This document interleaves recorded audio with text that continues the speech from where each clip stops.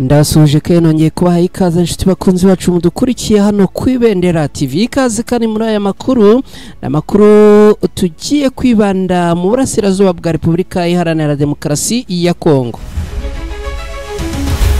Turababwira yuko mu mujyi wa Uvira urugamba rwambikanye ndetse abarundi bakomeje kurugwamo umusubirizo. Ibi turaza kubyinjiramo ku buryo burambuye muri aya makuru.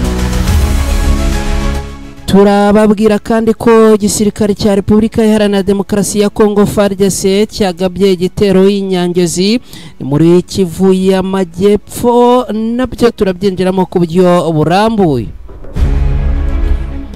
Turababwira kandi ko abasirikare b'u Burundi bo mutwe udasanzwe baguye mu mirwano, akaba ari igitero cyabereye cyangwa se akaba ari imirwano yabereye muri Fizi. Ibi nabyo turabyinjiramo ku buryo burambuye. Hanyuma kandi turaza kubabwira ko imirambo y'ingabo z'u Burundi bishwe na twirwaneho na M23, akaba ari urugamba rukomeye cyane rwabaye. Ibi nabyo turabyinjiramo ku buryo burambuye. Turaza kandi kubabwira ko ishyaka rya Joseph Kabila Kabange rihakana ko uyu mugabo atari ku butaka bwa Repubulika Iharanira Demokarasi ya Kongo, nuko bimeze. Hanyuma kandi turaza kubabwira ko i Masisi umwuka ni mubi biturutse ku mirwano ikomeje kuhabera. Nk'ibisanzwe n'ubundi turababwira ko Nyiragongo naho operasiyo zirakomeje zo guhiga bukware abarwanyi ba FDLR bihishe aha Nyiragongo. Nituza kubona kanya ibi nabyo turabigarukaho muri aya makuru. Birumvikana rero turi kumwe hano, nizere ko niba wamaze kugera hano like yawe tayari uyiterekaho, niba kandi utari waterekaho subscribe yawe uyu ni wo mwanya wawe, nyemerera uyiterekaho bikunze. Mu gihe uterekaho subscribe yawe kandi wibuke no gukora kuri ako kantu kameze nk'inzogera bakita signe de la notification.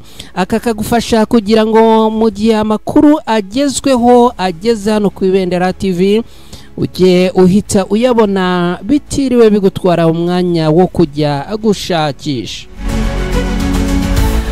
Mu kanya gato rero reka twinjire ku buryo burambuye muri aya makuru. Birumvikana muri kumwe n'umukadamu by'imirongo y'urugamba hano ku Ibendera TV.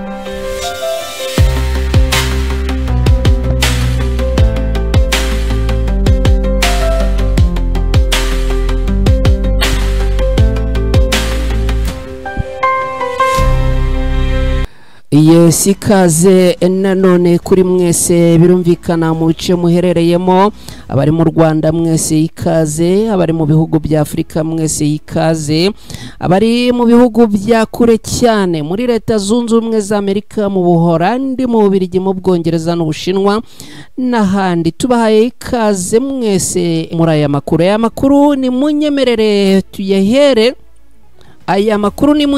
tuyahere i Masisi. Tubabwire yuko umwuka mubi mu midugudu myinshi itandukanye aha muri Masisi nyuma y'imirwano hagati ya AFC 23 na Wazalendo ikomeje guteza ibibazo. Kuri uyu wa mbere tariki 21 Mata, umwuka wari mubi mu midugudu myinshi yo mu karere ka Masisi mu ntara Kivu y'Amajyaruguru nyuma y'imirwano yongeye kubura hagati y'abarwanyi b'umutwe wa M23 na Wazalendo. Amakuru aturuka muri aka gace aravuga yuko imirwano ikaze yabereye mu midugudu ya Bibatama cyangwa se Bibatama mu murenge wa Kibabi ya kabiri. Yindi ahandi habereye imirwano ngo nahitwa Like mu murenge wa Nyamaboko ya kabiri.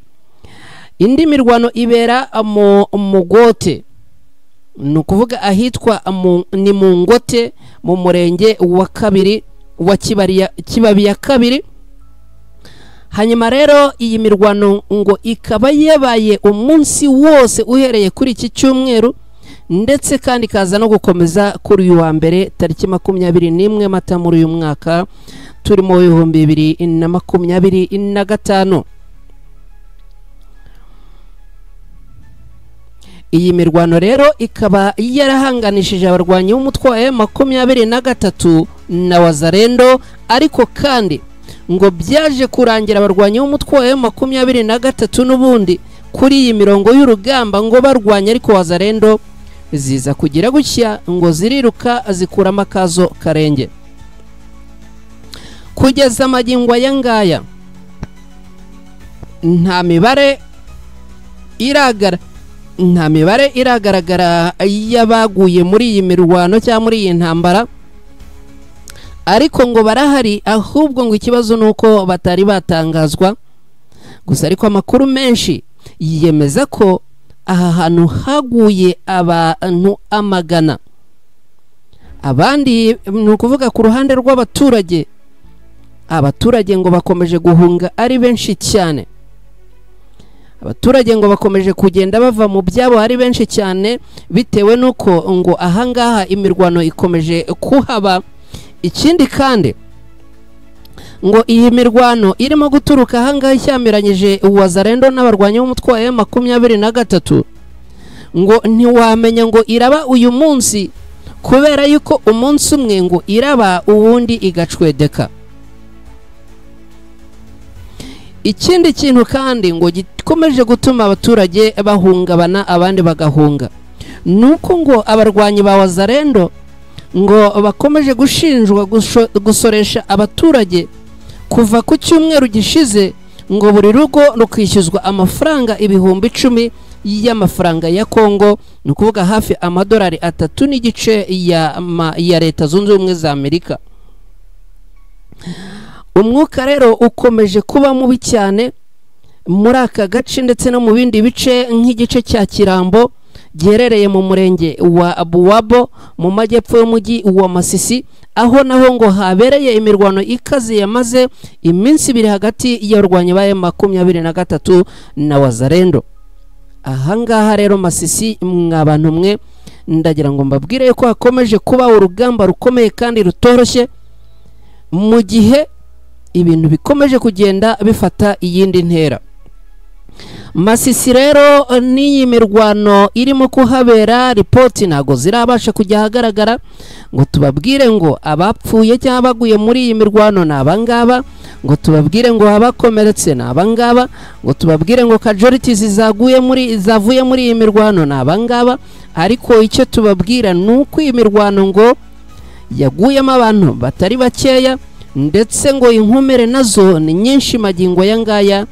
Gusa ariko turacyari kubakurikiranira ibijyanye n'imibare kugira ngo tujye tubaha ibintu, ariko tunababwira ngo dore imibare niyi. Ngibyo rero ko byifashe, akaba ari imirwano yumvikanyemo ngo intwaro ziremereye n'izoroheje. Akaba rero ari uko ibintu byifashe ahangaha Masisi. Hanyuma rero ni munyemerere tuva Masisi twerekeza hehe? Uvira. Uyu munsi rwose ndagenda mbatwara ku mirongo y'urugamba, mbatware ngende mbagezeyo. Ubundi narababwiye nti ibingibi ni ibintu byanjye. Mu rukerera rwo kuri uyu munsi ahagana isaa 10 zishyira saa 11 za mu gitondo kuri uyu wa kabiri tariki 22 Mata muri uyu mwaka, ahangaha Uvira urugamba rwongeye kwambikana. Urugamba rwambikanya ahangaha n'ubundi ni urugamba rwatangiye habaho ikijyanye n'ubushotoranye. Ni bya bindi bavuga ngo uratera ibuye mu gihuru urebe ikivumbuka. Igisirikare kirwana ku ruhande rwa leta ya Kongo, no kuvuga FARDC, Wazalendo, FDLR na FDNB, igisirikare cy'u Burundi, bakomeje no kugwa muri iyi mirwano umunsi ku munsi. Ngo bagize gukiye bagaba ibitero ku birindiro by'abarwanyi b'umutwe wa M23 biherereye mu bice byegereye Kavivira. Ku munsi w'ejo nababwiye yuko aha n'ubundi habereye imirwano, noneho abarwanyi b'umutwe wa M23 kwa gupushinga no gukubita baradivansinga basa nabigira imbere ho gatoya. Ibi ngibi rero byatumye abarwana ku ruhande rwa leta ya Kongo bagenda basa naho bagiye kwitsimba cyangwa basa naho basubiye inyuma. basubira mu birindiro byabo, ariko noneho basubirayo bahonda agatoki ku kandi bavuga bati noneho izi M23 turazizindukira. Bavuga bati turabazindukira, ubwo bamaze kwa advancinga tutabigijeyo n'ubundi bakomeza mu rukerera. Rero aba barwanyi barwana ku ruhande rwa leta ya Kongo bagize gucya bagaba igitero cy'umufiririzo, hanyuma M23 ndagira ngo nkubwire ngo ibintu M23 yakoze ubundi ni ibintu bisanzwe bitabaho.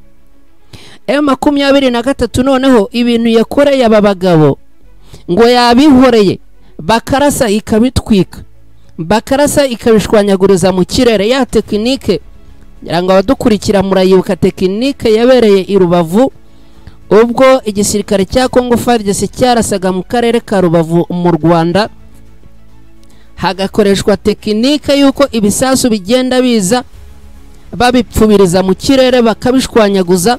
Iyi tekinike rero yakoreshejwe muri Uvira magingwa yangaya. Ya tekinike yakoreshejwe Rubavu tayari yageze Uvira. Abarwanyi b'umutwe wa M23 nagira ngo nkubwire ko muri iki gitondo bongeye kwandika amateka. Ibingibi bibaye ni isomo rikomeye cyane bahaye abarwana ku ruhande rwa leta ya Kongo. N'ubundi ibingibi ngo bikaba byarangiye abarwana ku ruhande rwa leta ya Kongo bayabangiye ingata. Ubu ngubu rero ndagira ngo nkubwire ko byabacanze byabashoboye, barimo bibaza noneho icyo gukora. Barimo baragaba ibitero bakabigwamo, bakagaba ibitero ahubwo bikarangira batumye abarwanyi b'umutwe wa M23 badvancinga. Ibingibi rero noneho birimo kubashobera, byababereye ikibazo gikomeye cyane.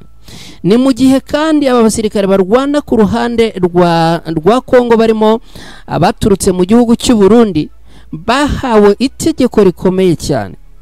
Bahawe itegeko rikomeye cyane. Umugabo witwa Neva uyoboye iki gihugu cy'u Burundi yarababwiye ati murarwana kugeza ku munota wa nyuma, ikindi kandi ntago dushaka kumva muvuga yuko mwatsinzwe. Ibingibi rero akimara kubivuga mwabantu mwe, ndagira ngo mbabwire yuko urugamba noneho rwagiye rwafata indi ntera, urugamba noneho rwagiye rwakomera. Muribaza ngo ese ibintu biraza kugenda gute ko n'ubundi ibintu bikomeje kuzamba ahangaha mu mujyi wa Uvira? Nanjye icyo nagusezeranya nuko mpabaye kugira ngo nkomeze nguhate ikiswe amakuru. Jewe ndakomeza nkugezeho amakuru nkubwira uko ibintu bimeze, hanyuma ubwo nawe ikikureba ni uguterekaho like hano, ubundi ni utari wakora subscribe nayo ukayiterekaho, ubundi ukicara ugatuza ukampa umwanya wawe nkaguhata ikiswe amakuru. Ahangaha rero ndagira ngo nkubwire yuko magingo yatuvugana n'ubundi iyi mirwano y'ahangaha muri Uvira n'ubundi rasa nkaho yabaye icumbitseho gatoya magingo yangaya, ariko harimo kwibazwa ngo ese abasirikare barwana ku ruhande rwa leta ya Kongo baraza gukora iki ko noneho bisa naho byabashobeye. Ndeka ibingibi ituze kubigarukaho. Hanyuma rero ni munyemerere tugaruke ku gitero FARDC yagabye inyangezi. Abarwana ku ruhande rwa leta ya Kongo bo rwose ntago baraza koroherwa. Ndagira ngo noneho nkwinjirire muri iki gitero. Nakubwiye ngo uyu munsi ni mirongo y'urugamba hanini, usibye ko turaza yenda kunyarukiraho gatoya mu bijyanye na diplomasi tukagaruka ku bya Joseph Kabila Kabange, ariko nakubwiye ngo uyu munsi ni mirongo y'urugamba gusa. Hanyuma rero FARDC yagize gucya igaba igitero inyangezi. Ni nyuma yuko n'ubundi mu minsi ishize abasirikare barwana ku ruhande rwa leta ya Kongo n'ubundi bamaze iminsi bagaba ibitero ahangaha nyangezi, ariko bagasubizwa inyuma. Amakuru rero agezweho aturuka inyangezi muri teritwari ya Warungu mu ntara Kivu y'Amajyepfo muri Repubulika Iharanira Demokarasi ya Kongo, aravuga yuko ku munsi w'ejo, no kuvuga tariki 21 Mata muri uyu mwaka, imirwano ikaze yabaye igashyamiranya ihuriro ry'ingabo za leta ya Kongo n'abarwanyi bo ku ihuriro rya Alliance Fleuve Congo ibarizwamo na M23 n'umutwe wa Twirwaneho. Nk'uko aya makuru abisobanura ngo iyi mirwano yatangiye isaa 2 za mu gitondo kuri uyu wa mbere. Nukuvuga ngo tayari kuri uyu wa mbere saa 2 imirwano yarirambaraye hasi, isasu ririmo rivuza ubuhuha. Hanyuma rero ngo iyi mirwano yatangiye, nukuvuga muri izo saha hagati ya saa 1 zishyira saa 2 imirwano yatangiye, noneho ngo iza kurangira ni imirwano yirije umunsi wose kubera yuko yarangiye hagana isaa 1 z'ijoro. Nukuvuga ko ari imirwano, iyi mirwano yari ikomeye cyane. Iyi mirwano rero yabereye ahangaha muri bice bya Nyangezi, ariko kandi ndagira ngo nkubwire yuko amakuru aturuka ahangaha aravuga yuko ihuriro ry'ingabo zirwana ku ruhande rwa Repubulika Iharanira Demokarasi ya Kongo arizo zagabye ibitero zibigaba muri iki gice cya Nyangezi gisanzwe kigenzurwa n'abarwanyi ba AFC 23. Impamvu cyangwa se target bari bafite ngo yarukuvana abangaba, nukuvuga AFC 23 na Twirwaneho ngo bakabavana aha Nyangezi, ubundi Nyangezi ngo bakayifata. Ibi rero ntago byaje kubahira kubera ko amakuru akomeza avuga ko iri huriro ryagabye iki gitero yaturutse mu nzira enye. Nukuvuga ngo inzira ya mbere bakoresheje ni ya Akariveri, aho ngo zaje ziturutse mu misozi igana Imushenyi. Iyindi nzira bakoresheje ngo ni ya Businga, nayo iherereye mu ruhande rwa Ngomo uwerekeza Uvira. Indi nzira nanone ngo iri huriro ryakoresheje rigaba ibi bitero ni ya Weza, ahari ikigo cy'ishuri ni kanisa ya Gatolika, nukuvuga Kiliziya Gatolika iyo ahangaha ngo uba uturutse Ikaziba. Ni mu gihe kandi nanone ngo abandi barwanyi bakoresheje inzira ya Karengera ugana mu misozi iterera ya Nyangezi. Hanyuma rero barangije imirwano irambikana, dore ko ngo basanze n'abarwanyi bo ku ruhande rwa AFC 23 babiteguye. Imbunda ziremereye n'intoya zirakoreshwa, ibifaru birakoreshwa, bombe zatewe ahangaha. Ndagira ngo nkubwire ko ihuriro ry'ingabo za Repubulika Iharanira Demokarasi ya Kongo ngo zaje gusubizwa inyuma, ariko zisubizwa inyuma n'ubundi abenshi muri bo ari utujorite.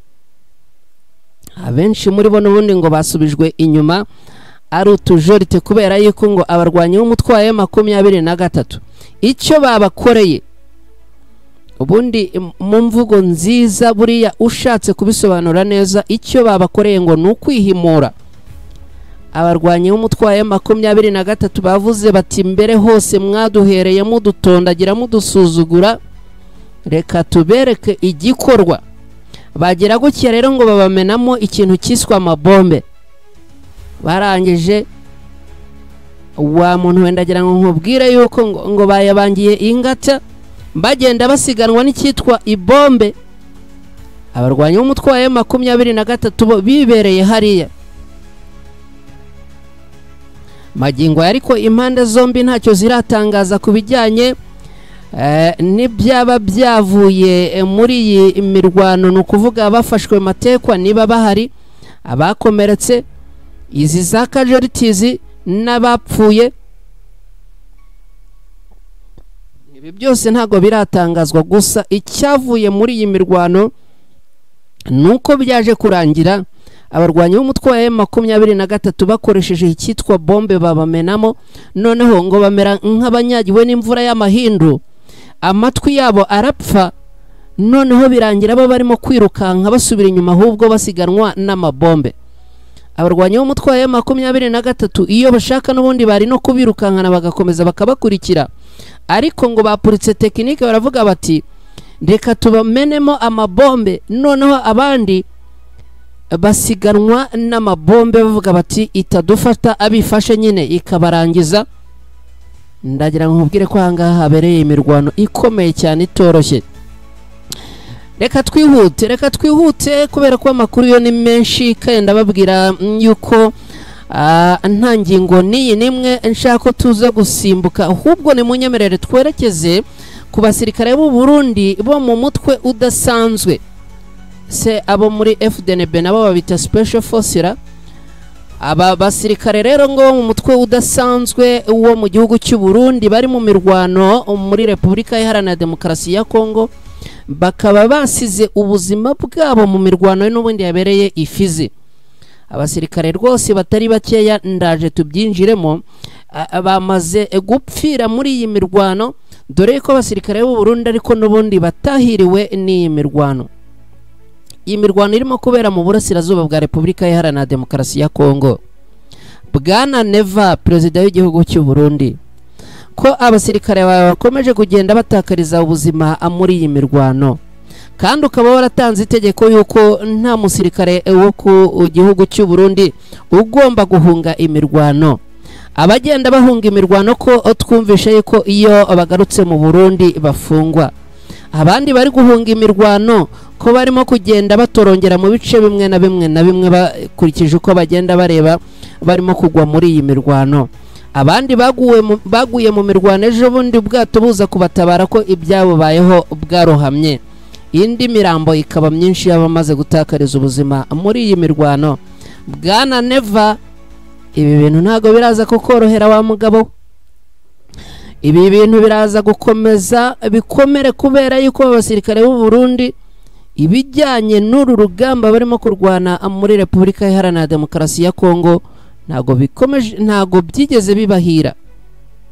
Hanyuma rero abasirikare b'u Burundi bo mu mutwe w'ingabo udasanzwe baguye mu mirwano iheruka kuba ikabahuza n'abarwanyi batwirwanaho na M23 mu misozi yo muri teritwari ya Fizi mu ntara ya Kivu y'Amajyepfo muri Repubulika Iharanira Demokarasi ya Kongo.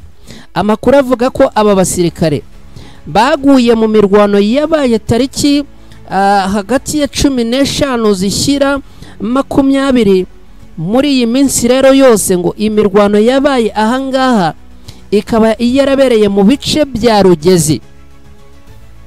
Rugezi rero ni mu majyepfo ya komine ya Minembwe, ni muri teritwari ya Fizi. Ni ukuvuga umanutse za Nyangezi ugakomeza ukagera ugahingukira hitwa Rugezi, ni ukuvuga ngo ahangaha ni mu majyepfo ya komine Minembwe. Komine Minembwe rero ni hahandi ujya wumva ahaherereye Abanyamurenge.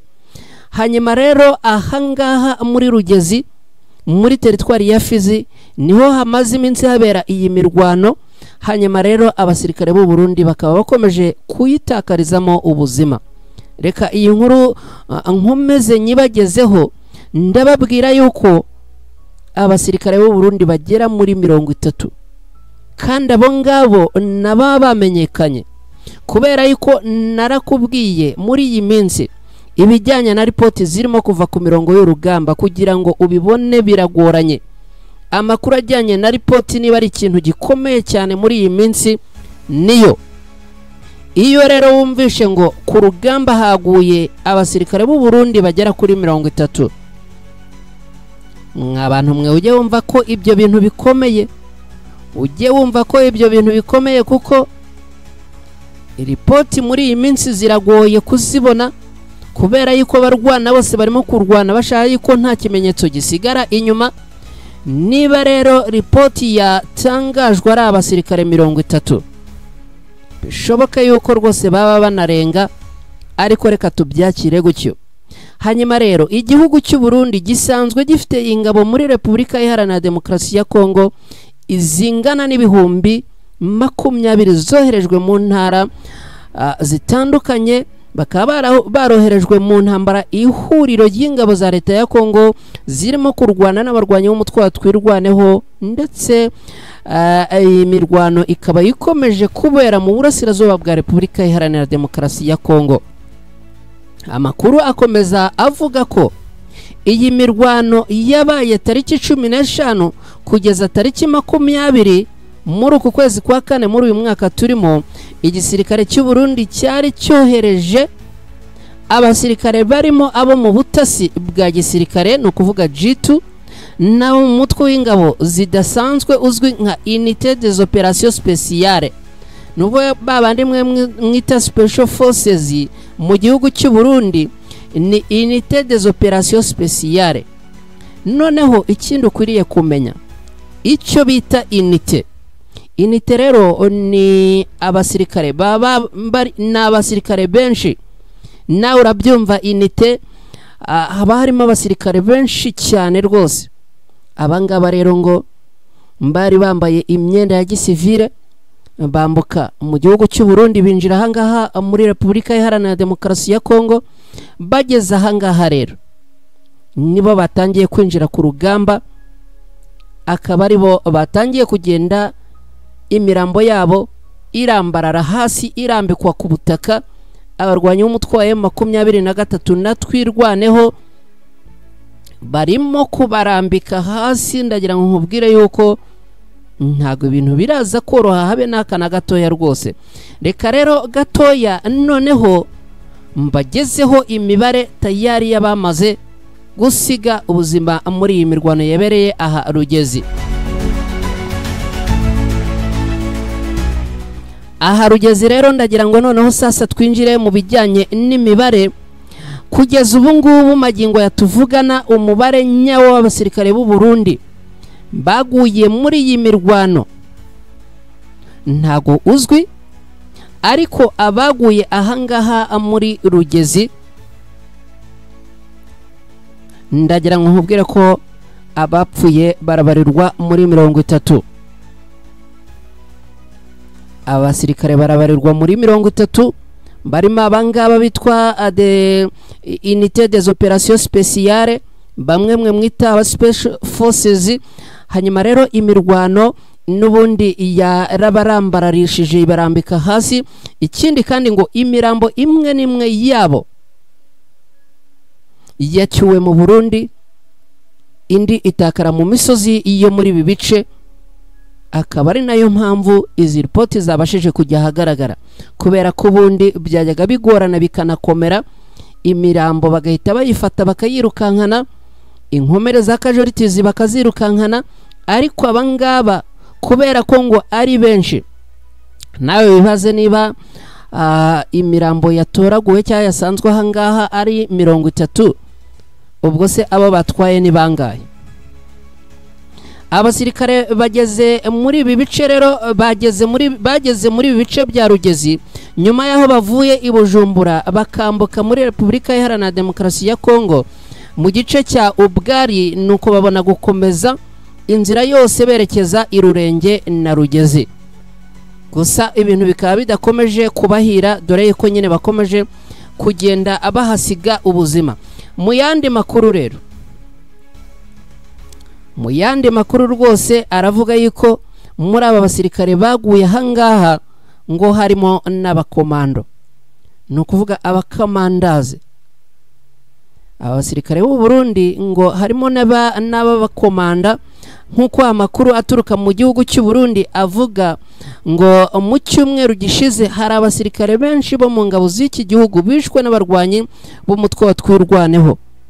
Amakuru akavuga yuko rero ngo harimo n'abakomandazi, nubwo n'ubundi imibare itarimo gushyirwa ahagaragara ngo ibi bintu bimenyekane.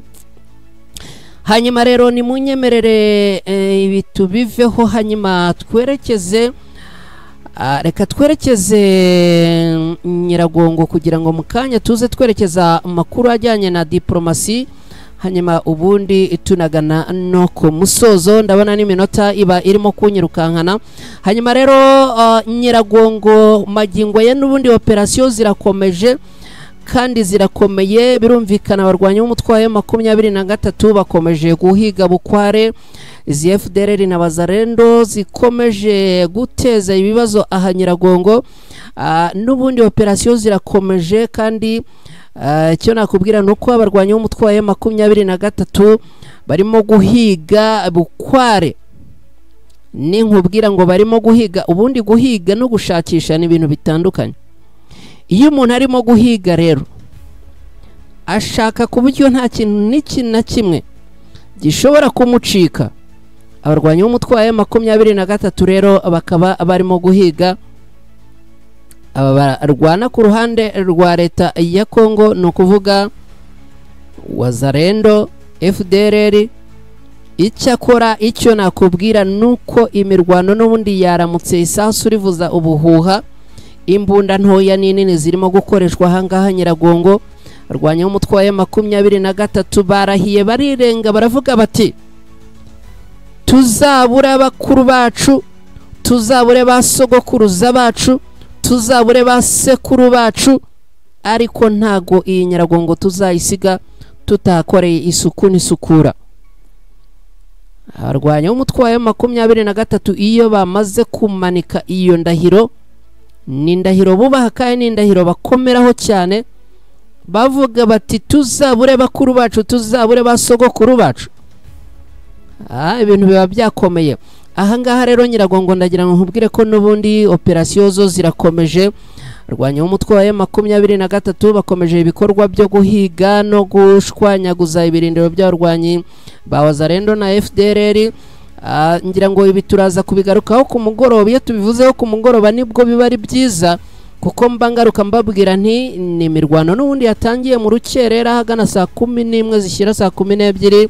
Ubwo rero ku mugoroba ndaza kugarukana nabagezaho report mbabwira nti dore byavuyemo uyu munsi, nibyo biba ari byiza. Ahubwo ni munyemerere tudatwaye umwanya twerekeze muri iyi nkuru ya politike na diplomasi ivuga ko ishyaka rya Joseph Kabila arihakana yuko uyu mugabo atari igoma. Ishyaka ryitwa PPRD rya Joseph Kabila Kabange wahoze ari perezida wa Repubulika Iharanira Demokarasi ya Kongo ryahakanye amakuru avuga ko uyu Joseph Kabila ari mu mujyi wa Goma. Iri shyaka ryabihakanye biciye mu munyamabanga uhoraho waryo yitwa Ferdinand Kambere mu kiganiro yagiranye na Radio Okapi y'umuryango w'abibumbye ikorera aha muri Repubulika Iharanira Demokarasi ya Kongo. Ku wa gatanu tariki ya 18 Mata nibwo hamenyekanye amakuru yuko Joseph Kabila Kabange ari igoma, aho yageze avuye mu buhungiro i Harare muri Zimbabwe.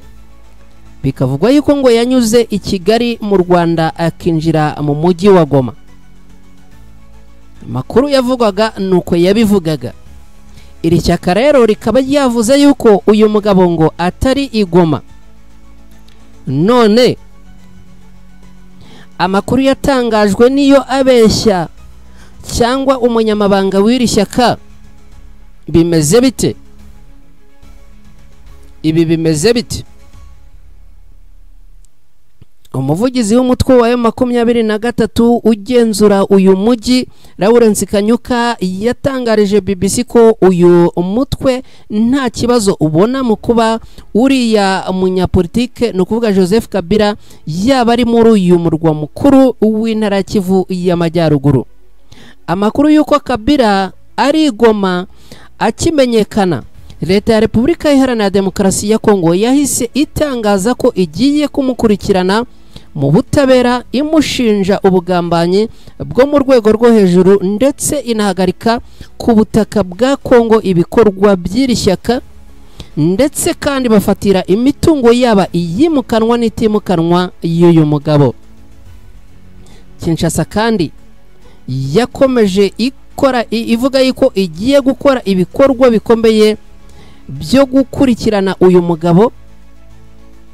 Akaba rero ibintu bikomeje gukomera cyane, ibintu bikomeje gukomera cyane. Ferdinand Kambere rero umunyamabanga mukuru cyangwa se umunyamabanga uhoraho w'iri shyaka akaba avuga ko ibi byemezo bya guverinoma ya leta ya Kongo binyuranije n'amategeko kandi bikaba bigaragaza ubutegetsi bw'igitugu. Akomeza avuga kandi ko ibi bikorwa na Kinshasa byerekana ko Tshisekedi ashaka kwishyiraho Repubulika agendeye ku bitekerezo by'uko atekereza. Ashaka kwishyiriraho Repubulika ye agendeye ku bitekerezo by'imyumvire n'imitekerereze ye. ibintu rero bikomeje kuba bibi cyane, ibintu bikomeje kuba bibi cyane. Magingo aya ngaya tuvugana byakomeje kugenda bivugwa yuko Joseph Kabila agomba gutangaza icyo avuga, cyaza akagira ijambo agenera abaturage ba Repubulika Iharanira Demokarasi ya Kongo. Magingo aya ngaya ntacyo arabivugaho, nyamara hari video zatambutse ku mbuga nkoranyambaga bivugwa yuko ari matembera mu mujyi wa Goma mu bice bimwe na bimwe. None rishyaka ryo yavuze yuko uyu mugabo atari mu mujyi wa Goma. Ibi ngibi rero nabyo byamaze kuzamura ikindi kintu. Abadukurikiye mwebwe, icyo mbasaba ni ukubana natwe ubundi tukabagezaho amakuru, ibintu bivugwa tubibazanira tubibatereka hano imbere. Reka rero ari no kuri iyo nkuru dusorezaho amakuru updates twagarukagaho. Twizere ko ubwo mumeze neza, twizere kandi ko mukomeza kubana natwe no makuru ataha turi buze kubagezaho. Mbashimire cyane, mbifurize kugubwa neza aho muherereye hose, ariko nkwibutsa guterekaho like yawe, hanyuma kandi niba utari wakora subscribe ku Ibendera TV nawe nkwibutsa kuyiterekaho. Mu gihe witerekaho wibuke no gukora kuri ako kantu kameze nka notification, ubundi ibintu bikomeze kugenda biba tayari terebye 5 kuri 5. Mwirirwa rero mugire amahoro n'amahirwe y'Imana ikomeze kubarinda.